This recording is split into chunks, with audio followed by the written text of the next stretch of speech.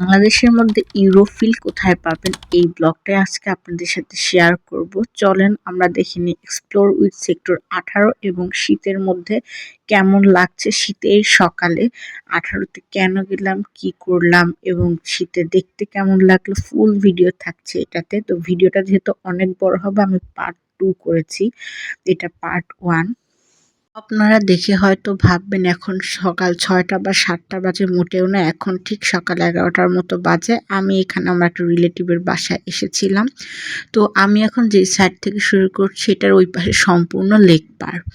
তো আমি মূলত এক সাইড থেকে শুরু করছি। এটা আপনার করতোয়া আর কুশিয়ারা বিল্ডিংয়ের যে ওই সাইড থেকে শুরু, আর ওই পাশে যে টাওয়ার দেখতে পাচ্ছেন ওটা পুরাটাই লেক। পিছনে মন্দির আছে, ওখানে আমি যেতে ভুলে গিয়েছি, তো আপলোড দিতে পারিনি।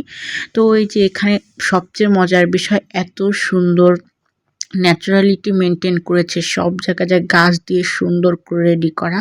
আর আপনারা দেখতেই পাচ্ছেন আমার আশপাশে কেমন কুয়াশা, একটু দূরে দেখতে পারবেন কোনো মানে কুয়াশায় কিছুই দেখা যাচ্ছে না। বাই দ্য ওয়ে ফোনে ওরকম কিছুই ক্যাপচার হয়নি, ওই দিন অনেক বেশি ঠান্ডা ছিল।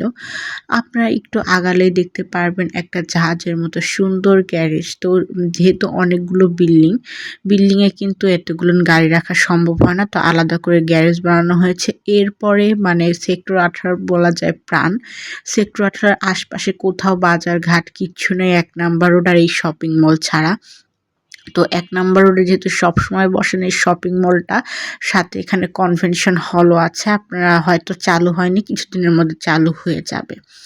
তো এই যে তারপর এদিকে শপিং মলের থেকে একটু সামনে আসলে গ্যারেজের অপোজিটে একটা সুন্দর খেলার মাঠ আছে।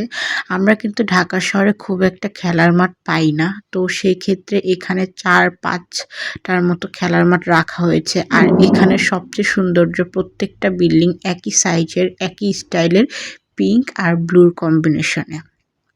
এই আর কি, জায়গাটা অনেক বেশি সুন্দর। ঢাকা শহরে কেন, গ্রামগঞ্জে কোথাও মনে হয় এই জায়গাটা আপনারা খুব একটা দেখবেন না সাজানো গুছানো।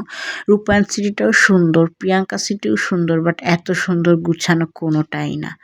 আপনারা আমার ভিডিওতে মানে মোবাইলেই দেখতে পাচ্ছেন কুয়াশাটা কত বেশি, বাট সামনে তো আরও, আমি লিটারেলি অনেক ড্রেস পরেও আমি শীতটা করতে পারছিলাম না। তাও যাই হোক, মনে হলো একটু হেঁটে আসি।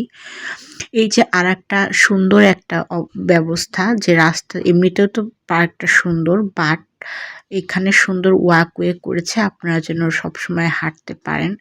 আর এগুলা প্রত্যেকটা বিল্ডিংয়ের বা প্রত্যেকটা ওয়াকওয়ে কিছুক্ষণ পরপর যেতে দেখবেন আপনারা একটা বসার জায়গা সুন্দর করে আছে, মানে হাঁটতে হবে এরকম না, কিছু দূর পরপরই আপনারা বসার জায়গা কিন্তু ইজিলি পেয়ে যাবেন।